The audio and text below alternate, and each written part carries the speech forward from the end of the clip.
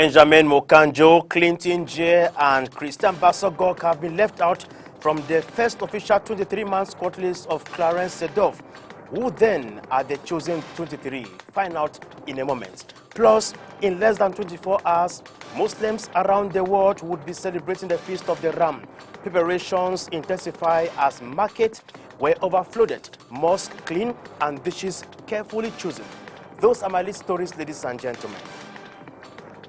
Good evening and thanks for joining me. I am Henry Wana at the anchor in Douala. We begin this newscast in sport, whereby Clarence Seedorf and Patrick Kluivert have called up 23 players to play against Comoros come September 8, 2018, with 2 new players on board and the absence of Christian Basogok and Christian Basogok, as well as Benjamin Mokanjo, have been notified. Meanwhile, no local base player is featured on the list. John Paul Sama read through the list and now present to us. In the 23-man shortlist of the new management team, 3 regular names during the last regime are nowhere to be found, as the 2017 AFCON best player Christian Basogok is absent in this list, as well as fellow compatriots Benjamin Mokanjo, who was the golden boy and captain of the Lions under Hugo Broos. Perhaps he hasn't caught the attention of Clarence Seedorf and co. One other regular in the Lions' den, Clinton J. did not also make the cut, adding to a list of many absentees from this 23-man list. Some new players have caught the eyes of Seedorf and Kluivert. Jerome Junior Ongene, who currently plays for Red Bull Salzburg on loan from Stuttgart, and 24-year-old Adrien Tameze of Nice will be testing live in the Lions' den for the first time when they take on Comoros come September 8. Paul Georges Depp has more been called up to the camp after having played for the French under-18s to under-20 side, and currently plies his trade with Wolfsburg in Germany. The notable comeback to the Lions' den is English-based defender Gaëtan Bong. The 30-year-old, who plays for Brighton and Hove Albion, returns to the Lions' den for a second time following his last call-up in 2010. Idris Carlos Kamini is back amongst the goalkeeping names with over 70 caps under his belt for the Lions, and joins Andre Onana and Fabrice Ondoa at the goalkeeping compartment. The 2 Dutch tacticians on their first official list have kept faith with some old names like Fai Collins, Oyongo Bitolo, Zambo Anguissa, Vincent Boubacar, as well as Choupo-Moting, amongst other top players, to defend the colors of the nation against Comoros as they prepare for the 2019 African Cup of Nations, which they've already qualified for by virtue of being the host nation. Worth noting is the fact that no local base player has been called up to the men's senior national team. Still in sport, but this time around in brief, whereby the 8th final round matches of the 2018 Challenge Cup of Cameroon played over the weekend was full of shocks and surprises, as current title holder New Stars of Douala got eliminated 2-1 by Dingspor of Lekki.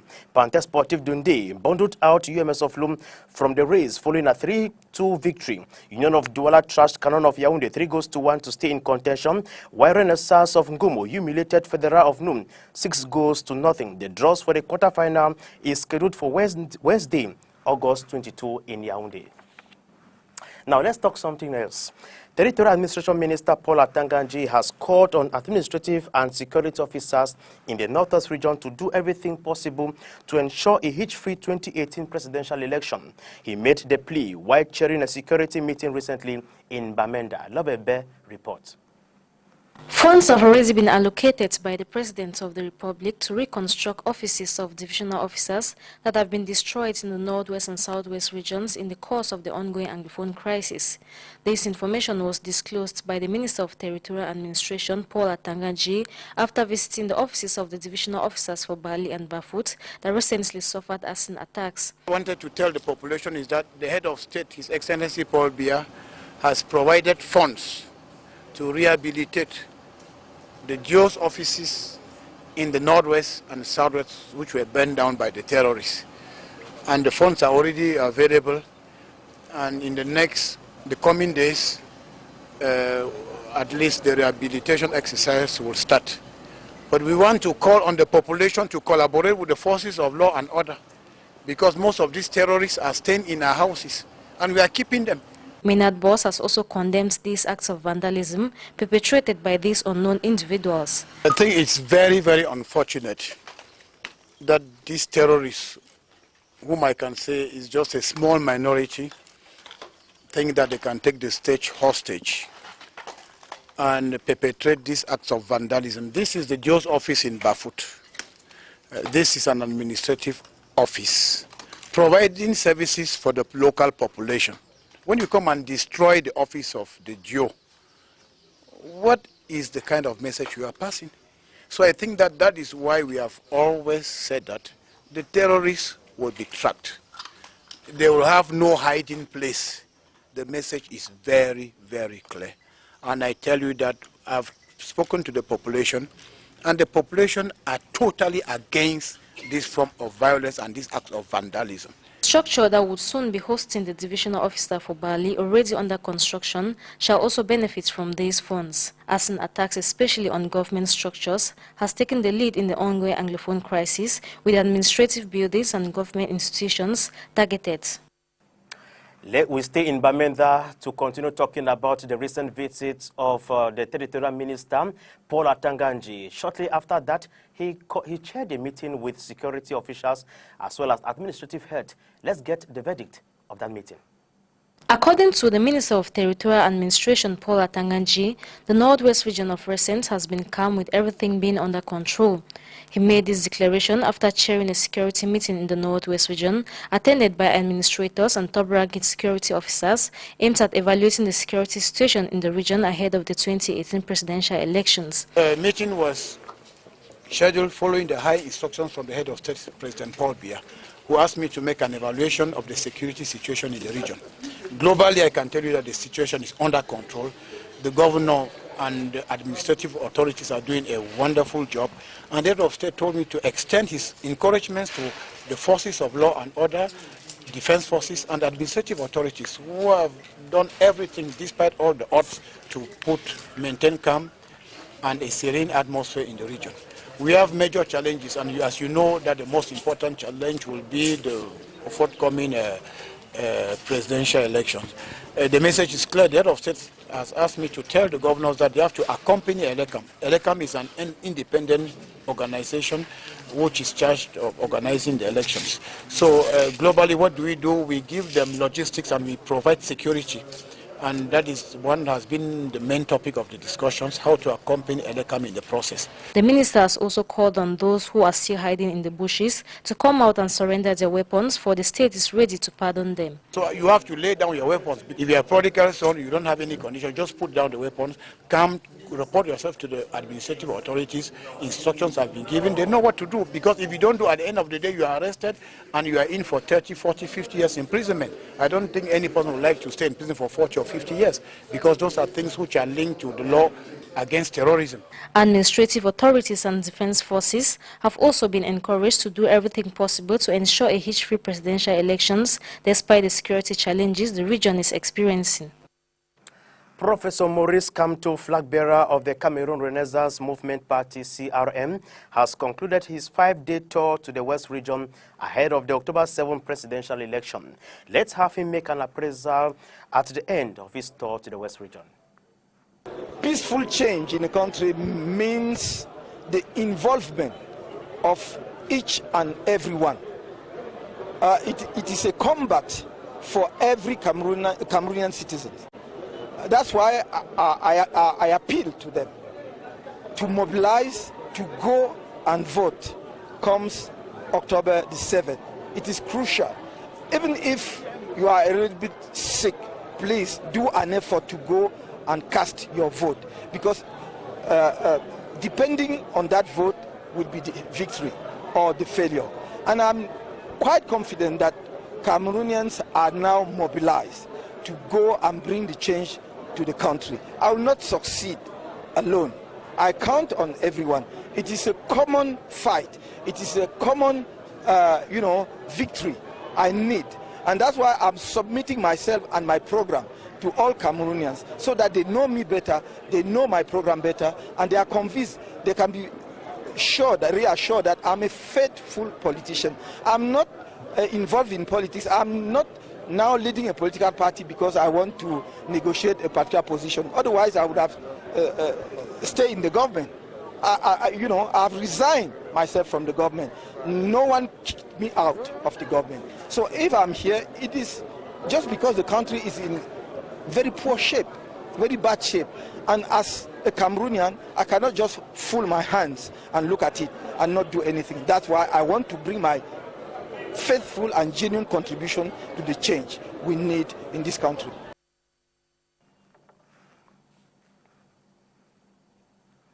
Aristide Ekambi is the new president of the Littoral Bureau of the Cameroon Journalists Trade Union. He emerged surprisingly after a consensus was reached by the head of the two contesting list during an election that took place yesterday in Douala. Peter Sose reports. Aristide Ekambi now heads the Littoral Regional Bureau of the Cameroon Journalists Trade Union. Though unexpected, he is ready for the challenge.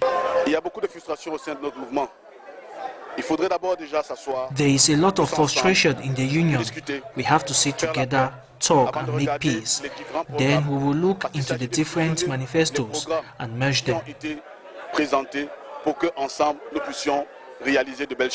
Two lists headed by the now outgone President Narcisse Oum and Charles Fongang, respectively, were due to contest in Sunday's elections. But on poll day, a protest breaks out as the electorate, all registered members of the trade union, wait in frustration.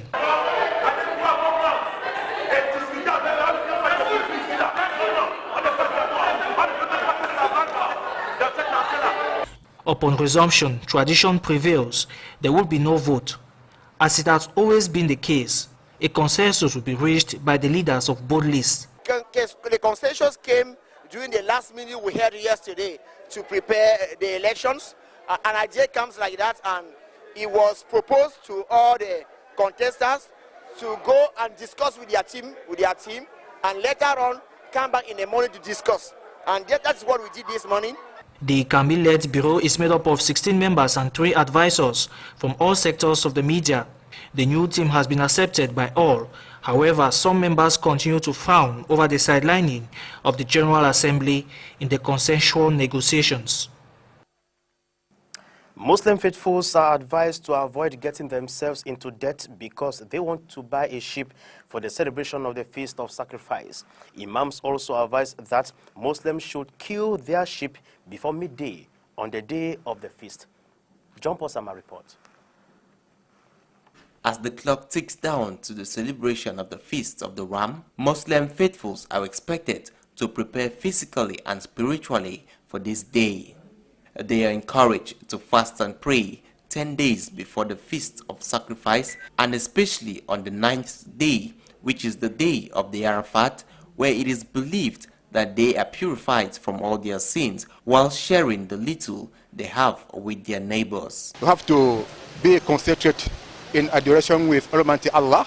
We have to be kind between our neighbors and all those. We have to share what we have, what Allah give us between our neighbors, our compatriots, Cameroonians, and all us. We have to be kind. We have to pray, to participate, like the pilgrimage, the Muslim who are in Arabia Saudi, Mecca to pilgrimage. We have to observe the fast of the day of Arafat.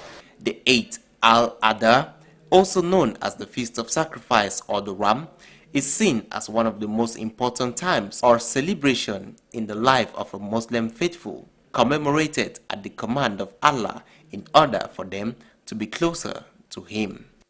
Muslim faithfuls in Boya have been intensifying preparations to celebrate this year's Feast of Tabaski in pomp and pageantry, despite the current economic difficulty the Southwest region is facing, as you tell us, Pelagie Ekweni.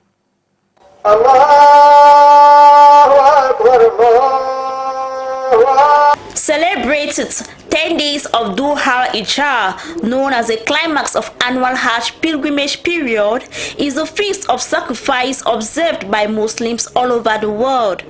According to Muslim worshippers, this feast of sacrifice is a retrospect and a symbolic gesture of Ibrahim's commitment to God when ordered to offer up his only son, Ishmael. Commemorated August 21st, these faithfuls in Boya are said advocate for the event, but for the current economic situation, which stands as a dispirited factor. The prevailing situation with our communities within the northwest and the southwest regions, there is difficulty, financial difficulties. They cannot afford RAM. A lot of parents we contacted, most of them said this year it will not be possible for them to carry out this symbolic gesture. The Imam of the Central Mosque in Buea continued by highlighting the purpose of the slaughtered ram. Sacrifice, you share it into three parts. One is for the poor, the needy. The second is for your neighbors, and the other part you prepare for your family members to consume. This is what is generally done concerning the meat which is sacrificed on that day. Given the disturbing situation in the north and southwest regions, these Muslims here further made an appeal for weapons to be dropped and dialogue reinforced. Appealing to our youth, these are children who are terrorizing the whole place.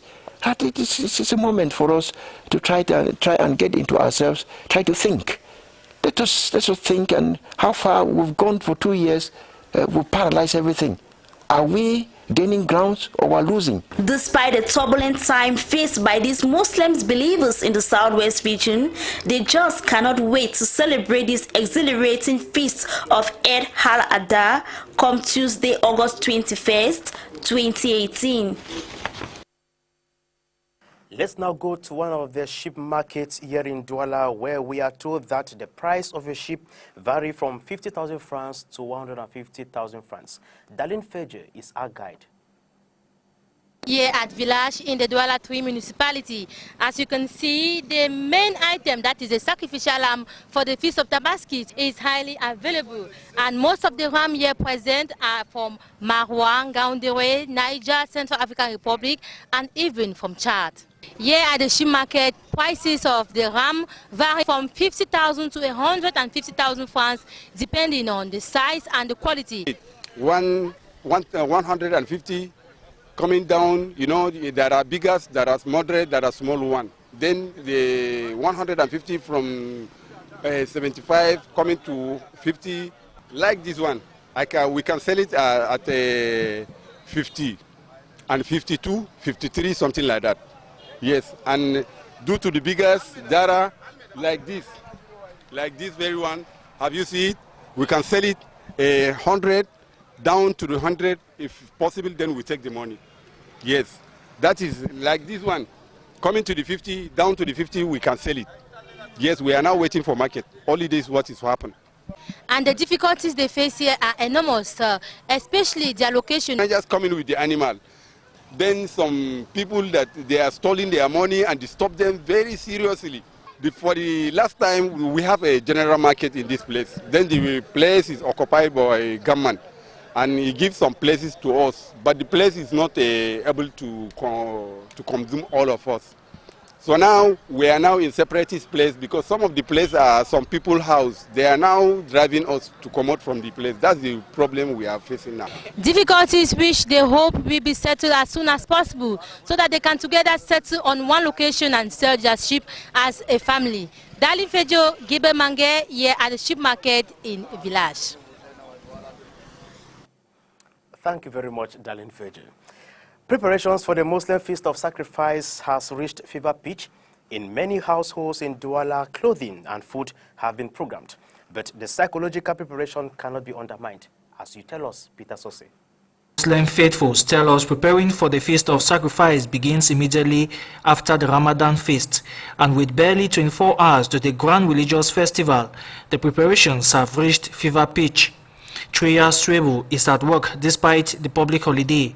However, his mind is stretched back home on tomorrow's feast. In terms of what we call material preparation, it is about what we have to wear. Me personally, I will wear tomorrow, what my family entirely will wear, and what people will eat, and the way we welcome them. It is a similar atmosphere at the home of Hassan Mohamed Singh, where his family is ensuring that visitors have enough to eat. Since we are African, we base more on traditional food, like my brother just said. For the bamu, you know what we call fufu and japsha. Maybe for Hausa they have other traditional meal. You know, it depends on the tradition. And we also try to modernize our meal so that we make the traditional meal and the other modern meal so that everybody to feel free. The success or failure of the feast hinges on the sacrificial animal recommended by the Quran, and that too is taken into consideration one day to D-Day. Be noted that the first sheep you slaughter has to be shared into 3 parties. The first now you have to give to the needy or those who are suffering, to the needy or those who are suffering. The second part you actually share with your neighbors, and the third now you actually take the third part now to the family.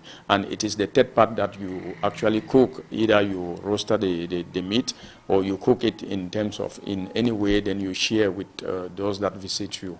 For a Hajj-free celebration, each family must be psychologically prepared, and that entails everything must be in accordance with the prescriptions of Allah. To sit on the table between family, now try to ask certain questions that what was done that was not supposed to be done, and what do we need to ameliorate next year. As each Muslim family wraps up with the material preparations for the Feast of Sacrifice, they are even more conscious of the spiritual implications of the feast, which honors the faith of Prophet Ibrahim towards Allah.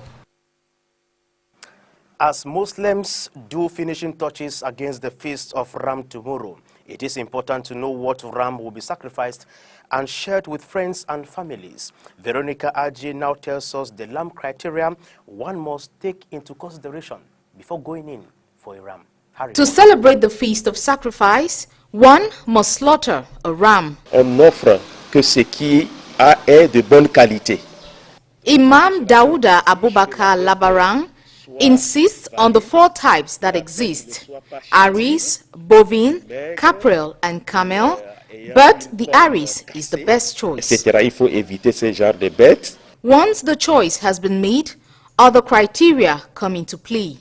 Si c'est l'espèce de caprin, the sacrificial lamb must be aged between 14 months to 1 year for the caprel, 4 years for the camel, at least 2 years for the bovine, and must be fully 1 year old for the Aris. L'idéal pour le musulman, c'est d'avoir un bélier. Also, the lamb must be healthy, not have a broken tusk or rashy skin. Eid al-Adha, or Feast of Sacrifice, is the second and holiest of the 2 Muslim holidays. It honors the willingness of Abraham, to sacrifice his son Ishmael as an act of obedience to God's command. Ces bêtes aussi ont une vie, une âme. To Imam Daouda Abubakar, one must never forget the ram has a soul and must be respected. Lorsqu'on veut l'immoler, donc l'immolation se passe d'un coup. As such, the sacrificial lamb must not suffer before its death. It is an offering and must be of good quality and pleasing to Allah.